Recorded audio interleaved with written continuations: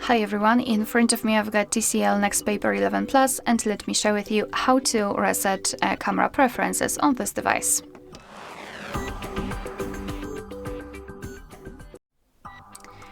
So let's begin with opening the camera app, and it doesn't matter on which mode you will be because this option is general for all of the modes. I wanted to draw attention to this special type of a grid line. I've applied it before I've started recording because I'd like to show you a visual evidence that the reset option will work, so it should disappear after resetting. And now all we have to do is to go to the settings. So take a look at this option bar here on the left, and the settings are at the very bottom. So let's simply tap on this option, and here we've got reset settings. So just tap on reset settings and tap on reset. As you can see, we just got back to the camera and the grid lines are not visible, which means that we just successfully reset all camera preferences. Alright, so that will be all. Thank you so much for watching. Please hit the subscribe button and leave the thumbs up.